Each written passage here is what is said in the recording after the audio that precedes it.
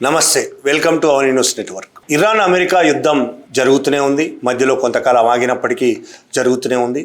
అది ఎలాగైతే జరుగుతున్నదో అలాగే మన భారతదేశంలోని పాలకులు గోధి మీడియా ఇరాన్కి వ్యతిరేకంగా తమ ప్రచారాన్ని, తమ ప్రయత్నాలను వేగవంతం చేస్తున్నాయి రోజు రోజుకు. మోడీ ఇరాన్కు వ్యతిరేకంగా మాట్లాడకపోయినప్పటికీ, మన ప్రభుత్వం ఇరాన్కు వ్యతిరేకంగా మాట్లాడకపోయినప్పటికీ, మోడీ కానీ మన ప్రభుత్వం కానీ అటు ట్రంప్కు, ఇజ్రాయిల్కు మద్దతుగా నిలబడ్డారనేది ప్రపంచానికి తెలుసు. అది నిజం కాబట్టి అందరికీ బహిరంగంగానే తెలుసు. ఒకవైపు చారిత్రకంగానే కొన్ని వందల ఏళ్లుగా మనకు స్నేహితుడైన ఇరాన్, వందల ఏళ్లుగా పక్కన పెట్టండి, ఈ మధ్య కాలంలో కూడా వాజ్పేయి ప్రధానిగా ఉన్నప్పుడు కూడా మన దేశం మీద అన్ని దేశాలు ఆంక్షలు విధించినప్పుడు ఎవరి దగ్గర ఏం కొనుక్కోవడానికి, ఎవరికి ఏది అమ్మడానికి లేని పరిస్థితుల్లో, మనకు పెట్రోలు, ఆయిల్, డీజిల్ కొనుక్కోలేని పరిస్థితుల్లో ధైర్యం చేసి మనకు అతి తక్కువ ధరకు పెట్రోల్ అమ్మింది, డీజిల్ అమ్మింది, ఆయిల్ అమ్మింది, చమురు, క్రూడ్ ఆయిల్ అమ్మింది ఇరాన్.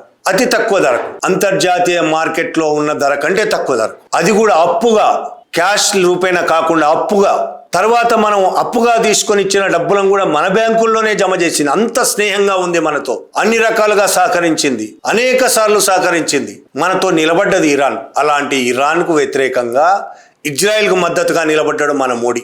ఇరాన్లో 150 మంది పసిపిల్లలను ఇజ్రాయెల్ చంపేస్తే, ఆ ఇరాన్ సుప్రీం లీడర్ను ఇజ్రాయెల్, అమెరికా కలిపి చంపేస్తే కనీసం మాట మాత్రంగానైనా స్పందించలేదు మన ప్రభుత్వం, మన మోడీ. ఆ తర్వాత ఏదో సుప్రీం లీడర్ చనిపోయినప్పుడు, ఖమేనీ చనిపోయినప్పుడు ఆ తర్వాత కొంతకాలానికి నివాళులు అర్పించింది కావచ్చు, కానీ ఖండించలేదు. చాలా ఉన్నాయి అట్లా ఇరాన్ను దూరం చేసుకునే ప్రయత్నం చేసింది. అయినా సరే ఇరాన్ మనతో నిలబడ్డప్పటికీ ఇప్పటికీ మన మీడియా ఇరాన్కి వ్యతిరేకంగా ఎన్ని ప్రచారాలు చేయాలో, ఎంత దుష్ప్రచారం చేయాలో, ప్రజల్ని ఎంత రెచ్చగొట్టాలో అంత చేస్తున్నది. ఇరాన్లో ఆహారం విపరీతమైన సంక్షోభంలో ఇరుక్కున్నదని, ఇక నాశనమైపోయిందని, ఆహారం కొనుక్కుని రోజు తినే రొట్టెలు, ఆహారం కూడా ఈఎంఐలో కొనుక్కుంటున్నారని, ఈఎంఐలో కొనుక్కోవాల్సి వస్తుందని ప్రచారం చేసింది మన మీడియా, గోధి మీడియా. మొన్న ఇండియా టీవీ అంటే తెలుసు మనకు, ఎన్డీటీవీ, ఆజ్ తక్, ఇండియా టీవీ ఒక్కటని కాదు, ప్రతి మీడియా గోధి మీడియాగానే మారిపోయింది. ఇండియా టీవీలో ఒక చర్చ జరిగింది ఇదే ఇష్యూలో, ఇరాన్ అమెరికా ఇష్యూలో. ఇందులో ఢిల్లీ విశ్వవిద్యాలయం ప్రొఫెసర్ ఉన్నాడు, సంగీత్ రాగి అని, ఆయన పాల్గొన్నాడు. ఆయన ఎక్కడికి పోయినా విద్వేషం రెచ్చగొట్టడంలో ముందుంటాడు. భారతదేశంలో ముస్లింల మీద విద్వేషం రెచ్చగొడతాడు, దళితుల మీద విద్వేషం రెచ్చగొడతాడు. అక్కడ ఇరాన్కు వ్యతిరేకంగా కూడా మాట్లాడతాడు. ఎంత దారుణంగా మాట్లాడాడంటే, మహాభారతంలో కౌరవుల మీద అర్జునుడు ప్రయోగించిన బ్రహ్మాస్త్రం ఇప్పుడు అమెరికా ఇరాన్ మీద ప్రయోగించి ఇరాన్ని సర్వనాశనం చేయాలి, ఒక్కళ్ళు కూడా లేకుండా చేయాలి, అసలు అక్కడ దేశం ఉన్నట్టు ఎవరికి తెలియకూడదు అని మాట్లాడతాడు. ఇంత దుర్మార్గం, దీన్ని కనీసం మానవత్వం ఉన్నవాడు ఎవరైనా అలా మాట్లాడతారా? ఏ దేశ ప్రజలు కూడా యుద్ధాన్ని కోరుకోవడం లేదు. పాలకులు, ప్రభుత్వాలు చేసే యుద్ధాలు ప్రజలను సర్వనాశనం చేస్తున్నాయి, ప్రాణాలు పోతున్నాయి, ఆస్తులు నష్టపోతున్నారు, కొన్ని వందల మంది పసిపిల్లలు చచ్చిపోతున్నారు. కళ్ళ ముందు పసిపిల్లలు చచ్చిపోతున్నా సర్వనాశనం చేయాలని మాట్లాడితే, ఈ రాగి లాంటి వాడు, సంగీత లాంటి వాడు మాట్లాడితే ఇండియా టీవీ చప్పట్లు కొడుతున్నది.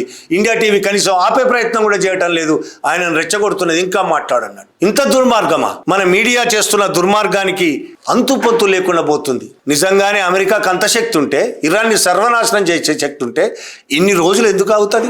ఓడిపోయింది కదా మొన్న, మళ్ళీ మొదలుపెట్టింది ఇప్పుడు యుద్ధం. కానీ అమెరికాకు తెలుసు, నీకు తెలియదేమో, ఇరాన్ శక్తి నీకు తెలియదేమో. అంతే, ఒక్క ఇరాన్ శక్తే కాదు, ఏ దుర్మార్గం చేసినా, ఎంత గొప్ప రాజ్యమైనా సరే ప్రజలందరూ ఏకమైతే ఏం చేయలేరు ఏ దేశం అని అమెరికాకు ఒకప్పుడు వియత్నాం, అతి చిన్న దేశం వియత్నాం బుద్ధి చెప్పిందనే విషయం మీరు మర్చిపోతారు. ఆఫ్ఘనిస్తాన్ అమెరికాకు బుద్ధి చెప్పిందనే విషయం కూడా మీరు మర్చిపోతారు. అది దేశం చిన్నదే కావచ్చు, ప్రజలందరూ ఐక్యంగా నిలబడితే ఎంత పెద్ద దేశమైనా, ఎంత బలమైన దేశమైనా ఓడిస్తారు అనే విషయం మీరు మర్చిపోవచ్చు, కానీ ప్రజలు మర్చిపోరు. ఇరాన్ ప్రజలందరూ ఇవాళ ఐక్యంగా ఉన్నారు. తమ దేశాన్ని బానిసగా కావడానికి వాళ్ళు ఒప్పుకోవట్లేదు, ప్రాణాలు ఇవ్వడానికి సిద్ధంగా ఉన్నారు. వాళ్ళ కొట్లాటలు ఉండొచ్చు, వాళ్ళ పాలకులకు వ్యతిరేకంగా వాళ్ళు మాట్లాడుతుండొచ్చు, పాలకులకు వ్యతిరేకమైన ఆలోచనలు ఉండొచ్చు, వాళ్ళ పాలకులు చేస్తున్న పనుల మీద అసంతృప్తి ఉండొచ్చు, ఆగ్రహం ఉండొచ్చు. కానీ అమెరికా లాంటి ఒక దుర్మార్గమైన దేశం దాడి చేసి ఆక్రమించుకుంటానంటే ఆ దేశ పౌరులు ఎవ్వరు కూడా ఒప్పుకునే పరిస్థితి లేరు. అందరూ తిరగబడుతున్నారు, ప్రతి ఒక్కళ్ళు తుపాకులు అందుకుంటున్నారు అక్కడ. అలాంటి దేశాన్ని నువ్వు సర్వనాశనం చేయాలని కోరుకుంటావా? ఇప్పుడు ఇరాను, అరబ్ దేశాలు ఒకవైపు, అమెరికా, ఇజ్రాయిల్ అన్ని దేశాలు మూకుమ్మడిగా దాడి చేస్తున్నా సరే తట్టుకొని నిలబడుతున్నది. అమెరికాకు చుక్కలు చూపిస్తున్నది, అరబ్ కంట్రీస్కు చుక్కలు చూపిస్తున్నది. ధైర్యంగా నిలబడమే కాదు, నైపుణ్యంగా పోరాడుతున్నది. అలాంటి ఇరాన్ని సర్వనాశనం చేయాలని నువ్వు అమెరికాకు చెప్తే, అమెరికా సర్వనాశనం చేసే శక్తి అమెరికాకు ఉంటే ఎప్పుడో జరిగిపోయేది కదా. ఇక మాట్లాడతాడు ఇరాన్ గుండాగిరి చేస్తున్నదని మాట్లాడతాడు ఆయన. అసలు గుండాగిరి చేసింది ఎవరు? ఇరాన్ మీద మొదట దాడి చేసింది ఎవరు? అది కదా మాట్లాడాలి. ఇజ్రాయెల్, అమెరికా కలిసి ఇరాన్ మీద దాడి చేసినాయి. దాడి చేయడమే ఒక స్కూల్ మీద, స్కూల్లో పసిపిల్లలు ఉన్నారని తెలిసి కూడా స్కూల్ మీద దాడి చేసి స్కూల్ మొత్తాన్ని బాంబింగ్ చేసి 150 మంది పిల్లలను చంపింది నువ్వు అమెరికానా? ఇరాన్ చంపిందా? అమెరికా మీద దాడి చేసి అంతమంది పిల్లలను చంపి అనేక మంది నాయకులను టార్గెట్ చేసి చంపేసి, ఖమేనీతో సహా అనేక మందిని టార్గెట్ చేసి చంపేసి, అయినా సరే ఇరాన్ నోరు మూసుకొని కూర్చోవాలి, బానిసలుగా బతకాలి. అది ఈ సంగీత్ రాగి కోరుకుంటున్నాడు, ఆ ఇండియా టీవీ కోరుకుంటున్నది. ఇంత దుర్మార్గమా? ఇరాన్కి హక్కు లేదా? తను కాపాడుకునే హక్కు ఇరాన్కు లేదా? ఈ భారతదేశ ప్రజలకు ఎలాగైతే ఆర్ఎస్ఎస్, బీజేపీ దుర్మార్గాలకు వ్యతిరేకంగా పోరాడి తమను తాము రక్షించుకోవాల్సిన బాధ్యత ఉన్నదో, హక్కు ఉన్నదో, అలాగే ఇరాన్కి దుర్మార్గమైన అమెరికా, ఇజ్రాయెల్కు వ్యతిరేకంగా తిరగబడే హక్కున్నది, పోరాడే హక్కున్నది. హక్కు వల్ల వాళ్ళు పోరాడుతున్నారు. బానిసత్వంగా ఉండడానికి ఇష్టం లేని వాళ్ళు పోరాడుతున్నారు. ఇవాళ కొత్త కాదు. పర్షియా, ఒకప్పటి పర్షియా, ఇరాన్, వాళ్ళ పర్షియా మీద కూడా అనేక దాడులు జరిగినాయి. ఎన్నడూ వాళ్ళు లొంగిపోలేదు. చచ్చిపోతారేమో కానీ లొంగిపోరు. లొంగిపోకుండా పోరాడుతున్నారు వాళ్ళు. గుండాగిరి చేస్తున్నది అమెరికా, గుండాగిరి చేస్తున్నది ఇజ్రాయిల్, గుండాగిరి ఇరాన్ చేయలేదు. ఇరాన్ ఆత్మరక్షణ చేసుకుంటున్నది. ఈ మీడియా ప్రపంచంలో మన ఇజ్జత్ తీయడంలో నెంబర్ 1. ఇట్లా మాట్లాడి అన్ని మీడియాలు ఇట్లే తయారైన గోధి మీడియాలన్నీ ప్రపంచంలో మన విలువ పోతున్నది. ఇంతకు ముందు కూడా ఒక ఆయన మాట్లాడాడు, ఇరాన్ ముందు అర్జెంటుగా దాడి చేసి సర్వనాశనం చేయాలని. ఇప్పుడు ఈయన మాట్లాడుతున్నాడు. ఇండియా టీవీ దాన్ని హైలైట్ చేస్తుంది. ఆజ్తక్లో కూడా ఇట్లనే వస్తుంటాయి. అయిపోయింది ఇరాన్ పని, ఖతమని వార్తలు ఇస్తూ ఉంటారు. విలువ పోతుంది ప్రపంచంలో. అక్కడ జరిగేది ఒకటి, నువ్వు చెప్పేది ఒకటి. ఇది మొదటిసారి కాదు. ఆపరేషన్ సింధూర్ జరిగినప్పుడు మనకు తెలుసు. ఈ అన్ని మీడియాలు కలిపి, Zee TV, Aaj Tak, India TV, NDTV అన్ని కలిపి చేసిన దుర్మార్గమైన ప్రచారం మనకు తెలుసు. ఈ అబద్ధాలన్నీ ప్రపంచం ఎంత నవ్వుకున్నదో.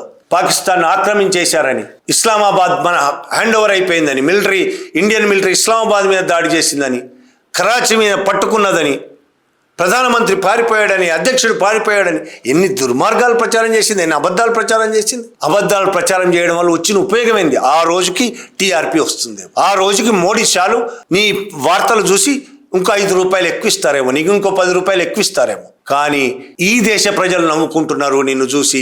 అంతేకాదు ప్రపంచ ప్రజలందరూ నవ్వుకుంటున్నారు, దేశాలు నవ్వుతున్నాయి ఈ మీడియాను చూసి. ఇంత దుర్మార్గమైన మీడియానా? ఇన్ని అబద్ధాలు ప్రచారం చేసే మీడియా ప్రపంచంలో ఎక్కడ ఉండదని నవ్వుతున్నారు. బ్రహ్మాస్త్రం ప్రయోగించాలని మాట్లాడిన మాటలకు ఇరాన్ ఇండియా అని ఒక అకౌంట్ ఉంది, ట్విట్టర్ అకౌంట్ వాళ్ళది, ఇరాన్ వాళ్ళది. ఒక జవాబు ఇచ్చింది ట్విట్టర్లో. బ్రహ్మాస్త్ర ప్రస్తావన కూడా ఒక తప్పుడు పోలిక. ఇతిహాస, పౌరాణిక గ్రంథాలు నైతిక, తాత్విక, సాంస్కృతిక కథనాలను తెలియజేయడానికి వ్రాయబడ్డాయి. కానీ విదేశాంగ విధానాన్ని సమర్థించుకోవడానికో లేదా బలప్రయోగాలను చట్టబద్ధం చేయడానికో కాదు. బుద్ధి పెట్టిన గడ్డి పెట్టినరు నీలాంటి బుద్ధి లేని వాళ్ళకు. పురాణాలను తీసుకొచ్చి నువ్వు విదేశీ విధానాలను పురాణాలను కలుపుతావా? ఒక సంక్లిష్టమైన అంతర్జాతీయ సంక్షోభాన్ని, మహాభారతంలో ఒక సన్నివేశాన్ని కుదించి ఒక దేశాన్ని పూర్తిగా నాశనం చేయాలని వాదించడం అంతర్జాతీయ చట్టానికి, సైనిక తర్కానికి, రాజకీయ హేతుబద్ధతకు విరుద్ధం. 9 కోట్లకు పైగా జనాభా ఉన్న దేశంపై అణు ఆయుధంతో సమానమైన ఆయుధాన్ని ప్రయోగించాలనే పిలుపు మరింత ఆశ్చర్యకరం. బలాన్ని ప్రదర్శించడం అటుంచి ఇటువంటి వాక్చాతుర్యం మేధో దివాళాను మరియు విశ్వసనీయమైన రాజకీయ పరిష్కారాన్ని అందించడంలో అసమర్థతను ప్రతిబింబిస్తుంది. బాగుందిగా జవాబు. ఇప్పుడు నోరు మూసుకొని కూర్చోవాలి ఆ మీడియా. ఇట్లా సిగ్గు కూడా ఉండాలి మీడియాకి. అప్పుడు ఈఎంఐతోని ఆహారం కొనుక్కుంటున్నప్పుడు కూడా అన్నప్పుడు కూడా ఇండియన్ ఎంబసీ ఒక బ్రహ్మాండం జవాబు ఇచ్చింది, అయినా పట్టించుకోలేదు. మనకు సిగ్గు ఎగ్గు ఏముండదు కదా. అబద్ధాలు ప్రచారం చేస్తాం, అది అబద్ధాలను బహిరంగంగా అందరి ముందు తెలిసినా సరే నోరు మూసుకొని కూర్చుంటాం తప్ప క్షమించండి తప్పయిందని ఒక మాట మాట్లాడే పద్ధతి కూడా లేదు మన దగ్గర. మర్యాద అని అసలు లేదు. మీరు నిజంగా ఈ దేశ ప్రజల వైపు ఉంటే, దేశభక్తి అని పెద్ద కబుర్లు చెప్తుంటారు కదా, మీ ఆర్ఎస్ఎస్, మీ బీజేపీ, మీరు దేశభక్తి సర్టిఫికెట్లను దేశమంతా పంచుతుంటారు కదా, మీకు నిజంగా ఈ దేశద్రోహులు మీరు. ఈ దేశద్రోహులే కాదు, మానవ ద్రోహులు మీరు. మీరు ఈ మనుషులకు వ్యతిరేకం, మానవత్వానికి వ్యతిరేక మచ్చ మీరు. మీకు నిజంగా దేశం మీద ప్రేమ ఉంటే, ఈ దేశ ప్రజల మీద ప్రేమ ఉంటే మీరు చేయాల్సిన చర్చలేంటి? నీట్ పేపర్ లీక్ అయ్యి 30 మంది ఆత్మహత్యలు చేసుకున్నారు. దాని మీద చర్చ జరపరు మీరు ఎన్నడూ. ఆత్మహత్యలు చేసుకుంటే పిల్లలు జంజీలందరూ కలిసి జంతర్ మంతర్ దగ్గర ధర్నా చేస్తున్నారు. దాని గురించి ఎన్నడూ మాట్లాడారు. అక్కడికి పోరు మీరు. అలాంటి ఢిల్లీలో ఒకటి జరుగుతున్నట్టే మీరు గుర్తించరు అసలు. ఇవాళ వేల మంది, దాదాపు 1,00,000కు పైగా జంజీలు రోడ్డెక్కారు ఢిల్లీలో. పార్లమెంటు మార్చి చేశారు. వాళ్ళ మీద లాఠీచార్జ్ జరిగింది, వాళ్ళ మీద టియర్ గ్యాస్లు వదిలారు, వాళ్ళ మీద కుట్రలు చేస్తున్నారు. దాని గురించి మీరు మాట్లాడండి. మీకేమాత్రం సిగ్గున్నా దాని గురించి కదా మీరు చర్చలు జరపాలి.